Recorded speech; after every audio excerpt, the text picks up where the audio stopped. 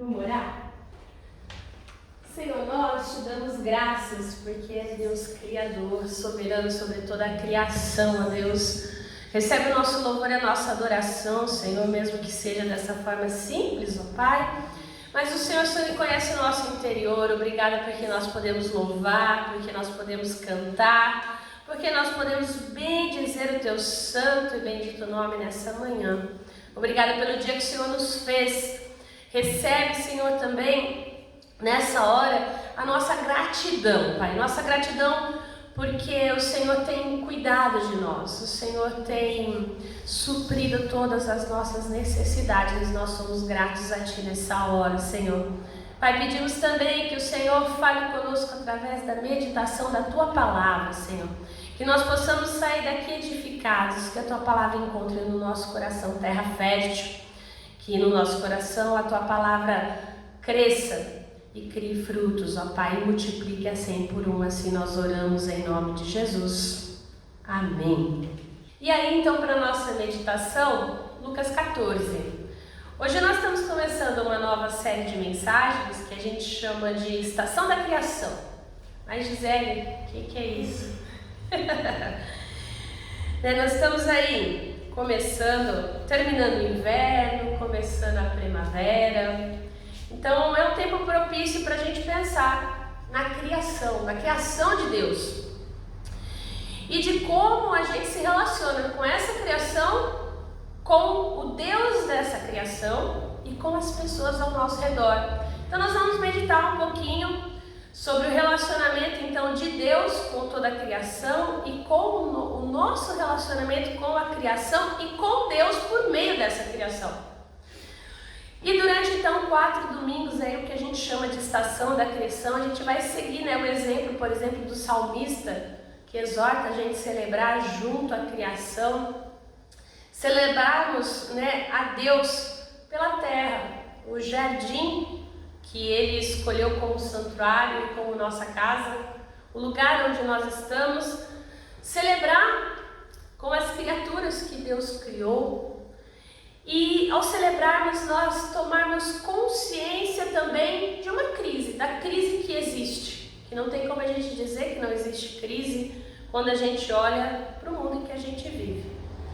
Ter consciência de uma crise que é causada por ganância, por exploração, por negligência, por causa do pecado e por causa da corrupção humana. E a gente vê o quê? A natureza gemendo, esperando, E a gente vê tantos crimes humanos em relação à criação. E quando nós pensamos em celebrar, então, quando nós pensamos em criação, a ideia nossa é celebrar a Cristo e celebrar a vida. E aí talvez seja necessário a gente se fazer essa pergunta: como calcular o custo da vida? Que é o que o nosso texto vai trazer hoje. E dentro dessa estação, nós vamos falar nos próximos domingos também sobre a nossa posição como discípulos e discípulas de Jesus, o nosso relacionamento com essa criação e as criaturas. E será que é possível a gente então calcular o custo da vida, buscar o que a gente já perdeu até aqui? A gente precisamos, o português chutou o balde, Nós precisamos pensar na nossa mordomia cristã de uma forma consciente, do nosso relacionamento então com a criação e com a diversidade da criação natural de Deus, sim, esse mundo que está aí fora. E a gente vai fazer isso então nas meditações do Evangelho de Lucas ao longo dessas semanas, do que nós chamamos então de textos do lecionário, e o texto de hoje é Lucas 14, de 25 a 23, que diz o seguinte: grandes multidões o acompanhavam. E ele, voltando-se, lhes disse: se alguém vem a mim e não aborrece seu pai e mãe, e mulher e filhos, irmãos e irmãs, e ainda a sua própria vida, não pode ser meu discípulo. E qualquer que não tomar a sua cruz e vier após mim, não pode ser meu discípulo. Pois qual de vós, pretendendo construir uma torre, não se assenta primeiro para calcular a despesa e verificar se tem os meios para concluir? Para não suceder que, tendo lançado os alicerces e não podendo acabar, todos os que a virem zombem dele, dizendo: este homem começou a construir e não pode acabar. Ou qual é o rei que, indo para combater outro rei, não se assenta primeiro para calcular se com 10.000 homens poderá enfrentar o que vem contra ele com 20.000? Caso contrário, estando outro ainda longe, envia-lhe uma embaixada pedindo condições de paz.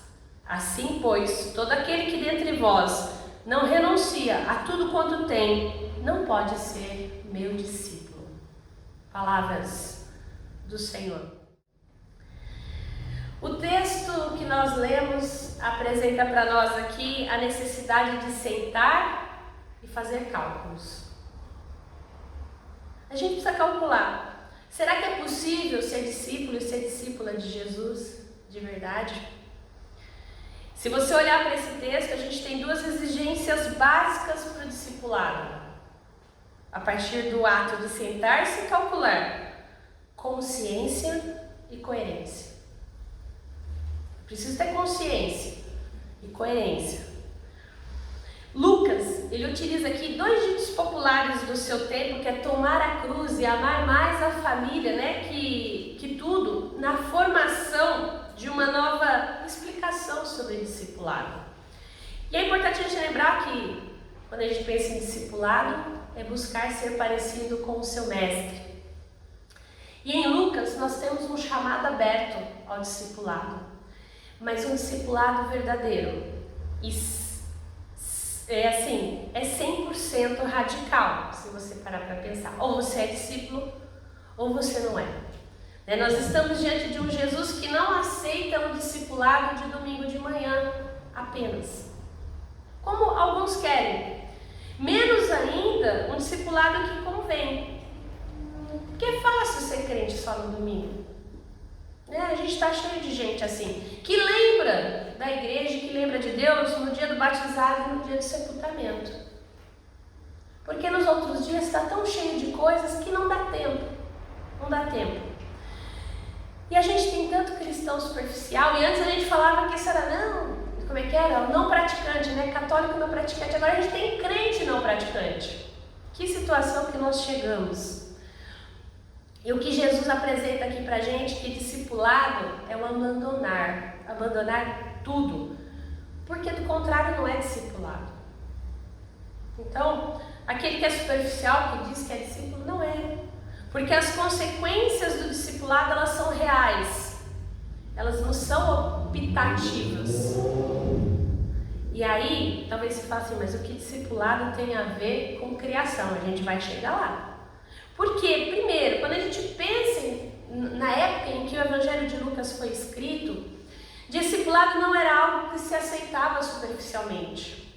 Discípulo, discípula, só depois da devida deliberação e reconhecimento de sacrifício. A pessoa abandonou tudo, ela era discípulo. E aí, nesse sentido, discipulado é vida. E se nós estamos falando de criação, nós estamos falando de vida. Será que é possível calcular o custo da vida a partir do discipulado? Porque ser discípulo e discípula de Jesus é entender que toda a criação, toda, sem exceção, serve a Deus com propósito. E a contemplação da vida e da criação nos leva para além da sociologia, da ecologia. Deve nos levar à adoração e à gratidão. Seguir a Cristo no caminho da cruz, então, que o Evangelho nos propõe, não é para qualquer pessoa. Não é. Jesus conhece a humanidade e por isso ele alerta. Porque quem pode cumprir essas exigências? Você já parou para pensar? São exigências fortes. Nem o Jesus humano conseguiu. A Bíblia nos relata que ele mesmo pediu ao Pai para que, se possível, afasta de mim esse cálice. E qual apóstolo conseguiu fazer o que Jesus pediu? Porque depois da morte de Cristo, a gente encontra os apóstolos fazendo o quê? Voltando para Galileia, voltando a pescar. Um monte de gente medrosa se escondendo. E aí? Agora ficou complicado, né, Gisele? Você está falando que tem que abandonar tudo, mas você fala que nem Jesus humano conseguiu, nem os apóstolos, eu vou conseguir. E aí a gente entra na dupla natureza humana de Jesus, e o Jesus divino, aquele que é Cristo, ele quer se colocar como mediador entre nós e o nosso entorno e o próprio Deus. Então não é somente entre uma pessoa e o Deus Pai, mas também numa nossa relação com o mundo em que vivemos, aonde nós estamos, com as pessoas que nós relacionamos. Por isso, a família, os relacionamentos familiares, a igreja, tudo passa a ser mediado também através de Cristo. É o que a gente viu na escola dominical. Todas as coisas convergem em Cristo. E em Cristo a esperança. Se uma relação impede de eu seguir a Cristo, e aí entra a questão do custo, né? E a gente pensar aqui, se algo ou alguém me impede de seguir a Jesus Cristo, eu preciso deixar isso de lado. E isso é radical. Se existe algo na minha vida que eu amo mais do que seguir a Cristo, eu preciso deixar de lado. E isso é radical. E aí, isso faz o quê? Às vezes eu entrar no discipulado de forma solitária. Porque eu preciso abandonar, às vezes, pessoas, relacionamentos, para poder seguir a Cristo de verdade. E aí, Bonhoeffer diz que todos nós entramos sozinhos no discipulado, mas ninguém fica sozinho nele. Porque aí nós passamos então a viver em comunidade. Então nós entramos sozinhos, nós abrimos mão de muitas coisas, mas nós não seguimos sozinhos. E nesse sentido, quando a gente olha então para a cruz, a gente vê que a cruz, por mais que ela signifique morte de várias coisas, nesse sentido, ela não é um destino desventurado, né? A cruz é um resultado natural de um relacionamento com Cristo. Como assim? A ideia então de tomar a cruz faz com que a gente, cada qual, possa suportar a medida do sofrimento e da rejeição que é reservada na cruz. Porque eu seguir o caminho da cruz, eu ser discípulo e discípula de Jesus, muitas vezes vai me levar para situações de solidão, sim, muitas vezes de rejeição pelas pessoas de fora, também. Lá vem o crente chato, lá vem aquele que não faz isso, não faz aquilo. E a gente é ser social, então muitas vezes a gente quer agradar as pessoas e esquece de agradar o próprio Deus. Mas o convite é justamente ao contrário, de agradar a Deus, de abrir mão de coisas, de relacionamentos, de situações para agradar o próprio Deus. E aí Jesus muitas vezes fala que fazer o quê? Você tem que tomar a sua cruz, carregar a própria cruz. Então, na linguagem popular, a gente sabe que carregar a cruz é o sinônimo de levar um fardo pesado. É aquela coisa, né? Cada um tem a sua cruz. Mas quando a gente olha para a Bíblia, a gente vai ver e a gente precisa lembrar de que a cruz não somente significa algo difícil e pesado. Não é só isso. É na cruz que Cristo venceu o mais difícil, a morte. É na cruz e é por causa disso que a gente pode tomar a cruz e ficar livre de pesos mais difíceis, porque Ele leva na cruz a nossa dor, a nossa dificuldade, a nossa ansiedade, o nosso medo, que impede a gente de caminhar de forma leve nessa vida.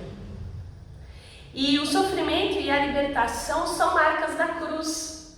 E parece uma coisa meio paradoxal, né? Então a dor da cruz é o que me dá liberdade, é o que me traz vida. Porque é a passagem para o nascer e o renascer que acarreta sofrimento. Como assim? É preciso sair do útero materno para poder nascer. Isso dói para a mãe. Com certeza não deve ser nada agradável para a criança, tá lá no quentinho, mas tem que sair, né? Quando a gente olha para o nosso mundo, a palavra diz que a semente de trigo tem que morrer para gerar vida. Então, a tomar a cruz também consiste em um caráter de exclusividade. Porque quem carrega a sua cruz não pode ser discípulo de nenhum outro mestre, só de Jesus. Só do Cristo crucificado, que ressuscitou e faz o que? Promete retornar para redimir todas as coisas. E existe na cruz uma promessa de vida. Uma vida diferente da que a gente tem agora. Uma vida restaurada, uma vida transformada pelo Deus da vida, pelo Senhor da vida. E quando a gente olha então para isso, ser discípulo é deixar de lado os nossos preconceitos e as nossas ideias preconcebidas. E quando a gente olha para a criação, então, a gente reconhece que o mundo existe para a glória de Deus. Não para me servir, mas para glorificar a Deus. E onde o poder e a presença de Deus se fazem sentir. Então, o nosso universo ele tem uma ordem. E ele tem uma estrutura apropriada para o plano de Deus, onde tudo converge em Cristo. E quando a gente pensa então em discipulado e vida cristã, não tem como a gente pensar somente no aspecto de morte que a cruz nos traz. Por isso que é importante a gente lembrar que atrás da cruz existe a ressurreição. Porque se fosse só a cruz de Cristo, só o sofrimento, que vida amarga que a gente teria, né? Mas a gente tem uma promessa, porque Cristo venceu essa cruz. Nós temos então uma promessa de vida. E como a gente pode servir então ao Criador e também a sua criação com a mente, com o coração e também com a prática da nossa vida, né? Com as mãos. Talvez a gente precise pensar nisso antes de pensar na vida. Com graça. A graça de Deus na nossa vida. Para quê? Para vencer a cobiça, para que possa produzir em nós os desejos corretos.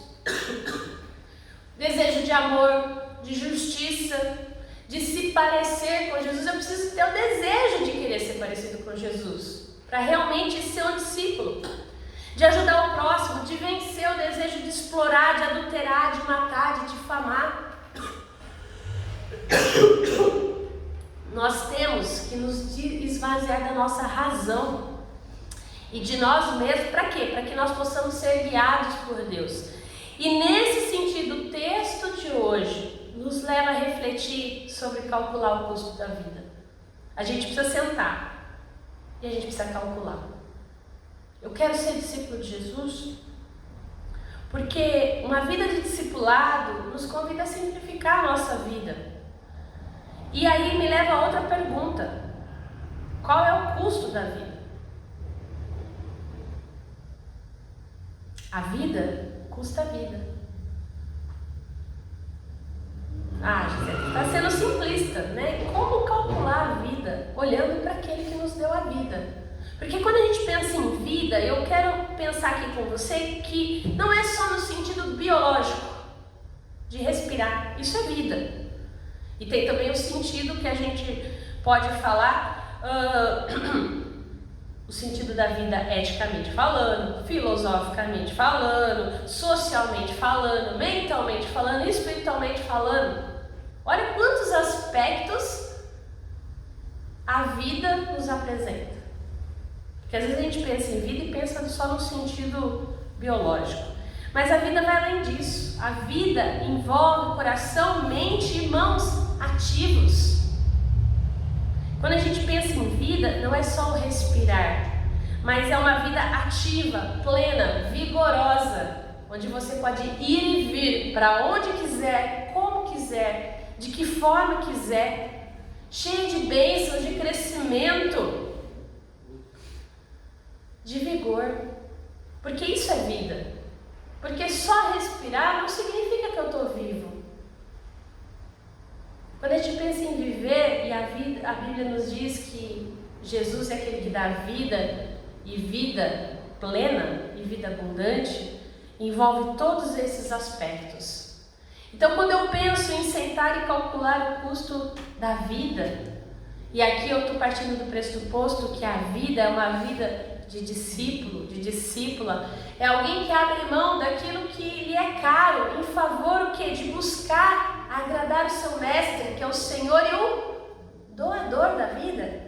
A gente começa a ter uma nova visão da criação, de quem nós somos nessa criação e para que ela vive. Então é nesse sentido, você olha para a vida, e aí vida em todos esses aspectos aqui que eu trouxe para vocês, a gente começa a olhar e entender que seja o meio ambiente, sejam os animais, seja a natureza, seja o que for, quando você pensa na criação, em mim, em você, a gente começa a olhar para tudo isso e a gente começa a entender que a gente não pode ser otimista demais, mas também a gente não pode ser pessimista. A palavra nos ensina a sermos coerentes. Se em Deus, uno e trino, na sua obra de redenção, nós aprendemos como calcular o custo da vida, e vida, o custo da vida é vida, a gente não pode ser fatalista. Como cristãos, como discípulos e discípulas, nós precisamos desfrutar de uma esperança em relação ao futuro, que tem origem em um evento escatológico que foi antecipado no tempo. Na ressurreição de Jesus Cristo, nós temos o primeiro sinal e o primeiro testemunho de que um dia a gente vai ressuscitar. Ele é a primícia dos que dormem, afirma a palavra de Deus. Ou seja, a ressurreição, que é um antigo ensino bíblico, né, que tem raízes aí na tradição de Israel, que dizia, no dia da ressurreição, que acreditava-se que um dia todos iriam ressuscitar. Assume para nós, em Cristo, um significado sem precedentes. Porque a ressurreição também significa para nós não simplesmente o despertar da vida do ser humano, mas uma reversão histórica de Deus, que renova o ser humano e todas as coisas da criação. Tudo. A começar pela nossa própria condição humana. Por quê? A palavra nos diz que os nossos corpos vão ser transformados de corruptíveis em incorruptíveis. Que existirá a vitória do pecado sobre a morte. Então esse corpo que a gente tem, não importa como ele vai estar no dia que Cristo voltar. Se ele foi carbonizado, se ele foi picotado, se ele está lá no túmulo inteiro, não importa, Deus vai unir todas as coisas e vai transformá-lo. Essa é a promessa que nós temos em Cristo. E mais, a ressurreição também dá início a um processo de renovação da própria criação. Não é só o ser humano que vai ser transformado, são todas as coisas. E se você duvida disso, abre sua Bíblia em Romanos 8. 19 a 21 diz o seguinte: a ardente expectativa da criação aguarda a revelação dos filhos de Deus, pois a criação está sujeita à vaidade, não voluntariamente, mas por causa daquele que a sujeitou, na esperança de que a própria criação será redimida do cativeiro da corrupção para a liberdade da glória dos filhos de Deus. A criação espera esse dia, tal qual a gente. Mais do que produzir expectativa, mais do que aborrecer a família, mais do que tomar a nossa cruz e seguir e construir coisas de forma assertiva e calculada, a esperança que nós temos precisa resultar numa prática contra o pecado, contra a morte e contra o desespero humano. O que nós estamos fazendo para evitar tudo isso? Na nossa vida, a nossa forma de sermos discípulas e discípulos de Jesus não deve ser uma postura de devorar, de consumir, de dominar todas as coisas, mas sim uma postura de serviço, de graça, de amor.